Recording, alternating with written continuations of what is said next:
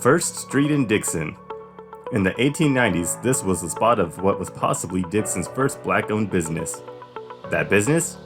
An ice cream shop operated by Nancy Geary.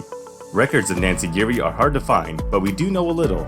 Nancy Geary was born a slave in Missouri sometime in the 1840s. It is unclear when she was freed, but she traveled to Dixon with the Duke family in 1868. She was in her 20s when she arrived in Dixon, but she had already lost her husband and one of her children. She had one other son named Frank. In the 1880 census, she was listed as one of only 2 African American adults in town.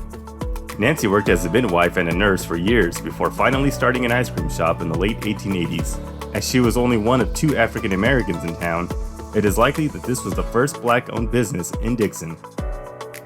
According to the Economic History Association, only 0.2% of African American women owned or operated businesses during this time.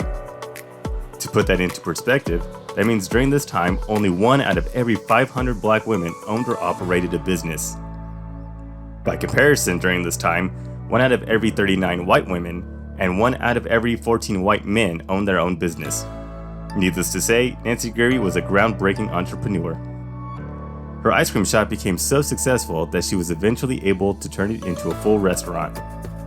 Records showed that her business catered many important events in town. The local paper was quoted as saying that Mrs. Nancy Geary is prepared to furnish a wholesome meal and will treat her patrons well. Nancy was much more than just an entrepreneur, though. She was also a pillar of the community. She helped sponsor the town's 4th of July festival, hosted weddings at her home, and was also known for helping families in need by running collections for them. In addition to this, she was also musically inclined. At one point, Nancy managed and wrote songs for a musical group called the Alabama Jubilee Singers. The concerts that the group put on were well received by the community. Nancy was loved by the community so much that at one point she even won an award for Most Popular Lady in Town. Nancy passed away in 1910. In her obituary, the newspaper wrote that Nancy had as many sincere friends as any person in town and will be missed.